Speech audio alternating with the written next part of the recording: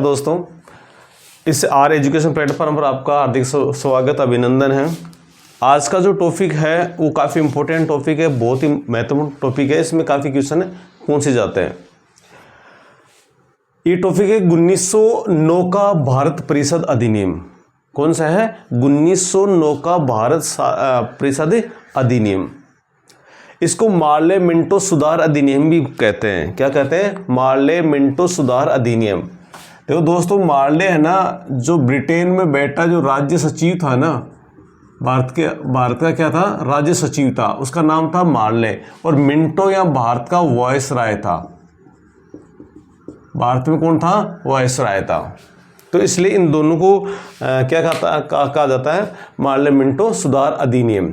1909 का जो भारत परिषद अधिनियम है उसको क्या कहता है? मार्ले मिंटो सुधार अधिनियम। मार्ले कौन था? जो ब्रिटेन में जो राज्य सचिव था भारत का, वो जो उसका कैबिनेट मंत्री होता है, ब्रिटिश गवर्नमेंट का जो कैबिनेट मंत्री होता है, जो भारत का जो सारी चीज़ें ये देखता था। मिंटो यहाँ का वायसराय था। इसका सुधार अधिनियम बोलते हैं। चलो, इसमें देखो, ये बहुत इंपॉर्टेंट इसलिए है कि देखो, इसमें मैंने आपको कहा था कि 3 भारत परिषद अधिनियम आएंगे जिसमें इसका विस्तार किया जाएगा। भारतीयों की जो भागीदारी है, शासन में भागीदारी है, इनका भागीदारी बढ़ाई जाएगी। तो इसी कड़ी में ये भी लास्ट आई है 1909 का भारत परिषद अधिनियम। देखो, केंद्रीय और प्रांतीय जो विधान परिषद हैं, जो केंद्रीय और जो प्रांतीय विधान परिषद है, उनके आकार में क्या की गई? आकार में यहाँ वृद्धि की गई है, आकार को बढ़ाया गया। जो केंद्र में 16 सदस्य थे, उन कितने कर दिए? 60 कर दिए गए। ठीक है, केंद्रीय जो परिषद में सदस्य 16 थे, उनको क्या कर दिया? 60 कर दिया। उसका आकार को बढ़ा दिया गया। प्रांतों में संख्या इनकी निश्चित नहीं थी। प्रांतों में, प्रत्येक प्रांत में संख्या निश्चित नहीं थी, इसलिए यहाँ नहीं लिखा गया। ठीक है, केंद्रीय परिषद में बहुमत को बनाए रखना। अभी भारतीयों को जो सम्मिलित किया जा रहा था, जिनको गैर सरकारी सदस्य कहे गए, उन गैर सरकारी सदस्यों को जो परिषद में इनका भागीदारी बढ़ाएगी। तो इसमें देखो कि जो केंद्रीय परिषद है उसमें बहुमत को बनाए रखा। मतलब बहुमत का बनाए रखने का मतलब है कि सरकारी सदस्यों का बहुमत बना रहे। जो ब्रिटिश लोग थे उनका सदस्यों का जो बहुमत है वो बना रहे। लेकिन प्रांतों में गैर सरकारी सदस्यों का बहुमत की अनुमति थी। प्रांतीय जो विधान परिषद थी, उनमें जो गैर सरकारी सदस्य थे वो क्या थे? उनको अनुमति थी बहुमत की, मेजॉरिटी की। कोई भी बजट, जो कोई भी कानून बनता है तो मेजॉरिटी का बहुत महत्व है। तो इसके लिए प्रांतों में तो उनको अनुमति थी। जो गैर सरकारी सदस्य थे, जो भारतीय थे, उनकी मेजॉरिटी का जो प्रावधान था वो जो प्रांतीय परिषद थी उनमें था। ठीक है, लेकिन यहाँ बहुमत का बनाए रख, यहाँ तो सरकारी सदस्यों का बहुमत ही बना रहा। केंद्रीय परिषद में सरकारी सदस्यों का ही बहुमत बना रहा, लेकिन प्रांतों में अनुमति थी कि वहाँ गैर सरकारी सदस्यों का मेजॉरिटी बनाई जा सकती है। दोनों स्तरों पर कार्यों का दायरा बढ़ाया। अब इनका परिषद का दायरा बढ़ा तो इनका कार्यों का दायरा भी बढ़ा दिया। कार्यों का दायरा भी यहाँ बढ़ाया गया। अनुपूरक प्रश्न पूछना, बजट का संकल्प रखना।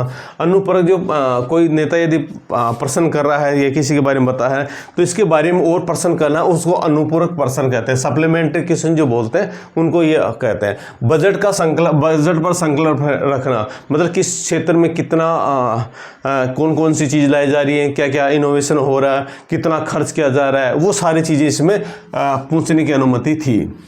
अब देखो आप कितना थोड़ा थोड़ा आगे बढ़ रहा है मामला। यहाँ देखो, इन जो नेता थे, जो सरकारी सदस्य थे और थे, उनसे प्रश्न पूछना भी यहाँ हो गया और बजट पर चर्चा की बात भी हो रही है। इससे भारतीयों की जो गैर सरकारी सदस्य हैं उनकी भागीदारी बढ़ाई जा रही है इस शासन में। पहली बार किसी भारतीय को वायसराय व गवर्नर की कार्य परिषद के साथ एसोसिएट बनाने का प्रावधान किया गया। इसमें पहली बार किसी भारतीय को वायसराय और गवर्नर की जो कार्य परिषद थी उसमें सदस्य को रखने का जो प्रावधान किया गया, और ऐसा करने वाला पहला भारतीय था सत्येंद्र प्रसन्न सिन्हा। कौन थे? सत्येंद्र प्रसन्न सिन्हा जी थे, जो क्या बनाया गया था? विधि सदस्य बनाया गया था। जो वायसराय थे ना, उनके कार्य परिषद में क्या बनाया गया? विधि सदस्य बनाया गया। और विधि सदस्य बनने वाला पहला व्यक्ति कौन था? सत्येंद्र प्रसन्न सिन्हा। ये बहुत इंपॉर्टेंट है। पृथक निर्वाचन, यहां पृथक निर्वाचन का पहला कंसेप्ट यहां से आया है। ठीक है, देखो मुस्लिमों के लिए सांप्रदायिक प्रतिनिधित्व का प्रावधान किया। जो मुस्लिम लोग थे उनके लिए सांप्रदायिक प्रतिनिधित्व का प्रावधान किया। ये सांप्रदायिक प्रतिनिधित्व क्या है? तो सांप्रदायिक अपने जो संप्रदाय है, अपना जो संप्रदाय है, प्रत्येक का जो संप्रदाय, जैसे मुस्लिम संप्रदाय है, सिख संप्रदाय है, हिंदू संप्रदाय है ना, इनका प्रतिनिधित्व का प्रावधान किया गया। इनका प्रतिनिधित्व होना चाहिए। तो मुस्लिमों का प्रतिनिधित्व की बात की गई। तो इसमें ये कहा गया कि मुस्लिम लोग जैसे इलेक्शन जो लड़ेंगे ना, मुस्लिम लोग इनको वोट देने वाले भी, मतदाता भी कौन होंगे? और मुस्लिम रहेंगे। तो अपने इस संप्रदाय का ये विकास की बात की गई। तो मार्ले मिंटो जो सांप्रदायिक निर्वाचन का जनक कहा गया। ये क्वेश्चन कई बार पूछा जाता है कि सांप्रदायिक प्रतिनिधित्व का प्रावधान या सांप्रदायिक निर्वाचन का जनक कौन है? तो मार्ले मिंटो है। तो मार्ले मिंटो कौन था? उस समय भारत के वायसराय थे। ठीक है, ये चीज़ समझ में आ गई कि सांप्रदायिक निर्वाचन का जनक किसे? तो मार्ले मिंटो को कहा जाता है। क्योंकि क्या किया था? क्योंकि इन मुसलमानों के लिए, जो मुस्लिम लोग थे, उनको सांप्रदायिक प्रतिनिधित्व दिया गया, उनको एक अलग प्रतिनिधित्व कर दिया गया। ठीक है, कि ये लोग खड़े होंगे, इनको इन्हीं की मेजोरिटी, मतलब जो सांप्रदायिक लोग हैं वो वोट देंगे, उन्हीं के लिए वो काम करेंगे। तो एक निर्वाचक, जो पृथक निर्वाचक हो गया। देखो बच्चों, जो फ्यूडल और राज करो की नीति थी ना, वो यहाँ आपको स्पष्ट दिख रही है। अब ये लोग अपने संप्रदाय के लिए काम करेंगे, ये अलग इनको कर दिया गया। Presidency, corporation, chamber of commerce, विश्वविद्यालय और जमींदारों के लिए भी अलग प्रतिनिधित्व कर दिया। इनके लिए भी प्रतिनिधित्व, जैसे इनके लिए अलग किया ना, वैसे ही इनके लिए भी प्रतिनिधित्व किया। यहाँ भी इनको बांटने की कोशिश की। नगर निगम व्यवस्था की गई। यहाँ नगर निगम व्यवस्था की, या नगरों के स्थानीय प्रशासन के लिए बनाई गई नगर व्यवस्था है। जो नगरों के स्थानीय प्रशासन है ना, उसकी भागीदारी बढ़ाने के लिए नगर निगम की व्यवस्था यहाँ की गई। बच्चों, इसमें विशेष जो चीज़ें हैं वो क्या बन के आएंगी? विशेष चीज़ आपको देखेंगे कि केंद्रीय विधान परिषद और जो प्रांतीय विधान परिषद हैं, उनका आकार बढ़ाया गया, उनका कार्य बढ़ाया गया। आकार बढ़ा दिया और क्या बढ़ा दिया? कार्य बढ़ा दिया। ठीक है, इसके बाद में ये भी काफ़ी इंपॉर्टेंट है। सत्येंद्र प्रसाद सिन्हा है, विधि मंत्री थे, पहले वायसराय के गवर्नर, जो काउंसिलिंग थी या कार्य परिषद थे ना, उसके में इसको मतलब बनाया गया था।